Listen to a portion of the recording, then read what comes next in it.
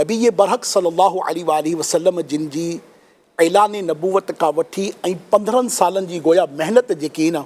उहे ही 313 सहाबी सगोरा हुआ। सुभान अल्लाह। हिन 313 सहाबी सगोरन के वठी रिसालत में आप साहिब लौलाक सयाह अफलाक फ़ख्र मौजूदात सैयद सादात सल्लल्लाहु अलैहि वसल्लम अल्लाह जे हुक्म सां अल्लाह जे इज़्न सां अल्लाह जी राह में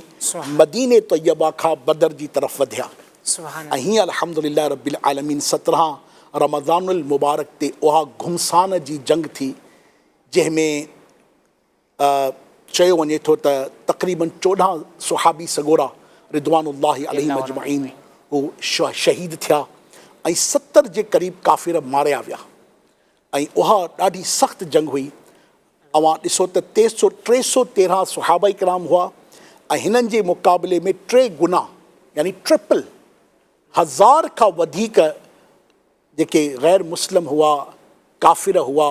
मक्के जा सरदार पंहिंजी क़ौम सां गॾु हुया इहे नबी पाक अलैहिस्सलातु वस्सलाम जिन जे ख़िलाफ़ आया ऐं हुज़ूर पाक अलैहिस्सलातु वस्सलाम ऐं अवां जे लश्कर के मआज़ अल्लाह सुम्मा मआज़ अल्लाह तबाह करण जे इरादे सां आया पर क़ुर्बान वञा रब जी रहमत ते ऐं रहमतुल लिल आलमीन सल्लल्लाहु अलैहि वसल्लम जिन जे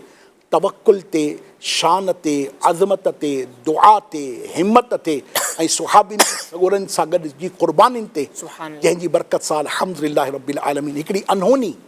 न हुजण वारी शइ तव्हां सम्झी सघो था त 1000 माण्हू हुजनि साम्हूं ऐं 313 अल्लाहु अकबर ॾाढी ॻाढ़ी ॻाल्हि ॾियारी था 313 साईं अहिड़ा जो 7 या 8 तलवारूं हुयूं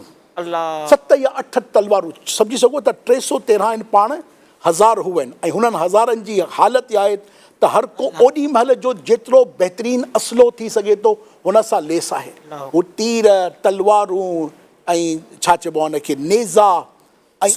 छा कुझु जी जी हुननि वठो ऐं हिते हालत छा आहे त किताबनि में अचे थो त टोटल 7 या 8 तलवारूं हुयूं 7 या 8 घोड़ा हुआ 60 या 70 उठ हुआ जंहिं ते ही काफ़िलो हलियो आहे ऐं अल्लाह तबारक व ताला सभिनी खे मिठड़ो मको ऐं सुहिणो मदीनो ॾेखारे उन सुहिणे मदीने खां वठी बदर शरीफ़ जो सफ़र तव्हां ॾिसो ऐं हू कीअं हलिया आहिनि 60 या 70 उठनि ते 7 या 8 घोड़नि ते ऐं हुननि जे हथ में 7 या 8 तलवारूं आहिनि अल्लाहु अकबर कबीरा। हिननि कैफ़ियतुनि में इहो काफ़िलो हलियो आहे ऐं हक़ जा इहे शह सवार रब जी बारगाह में पंहिंजी क़ुर्बानियूं पेश करण जे लाइ हाज़िर थिया आहिनि। सिंधी सोशल मीडिया पेज खे लाइक कयो, फॉलो कयो ऐं शेयर कयो।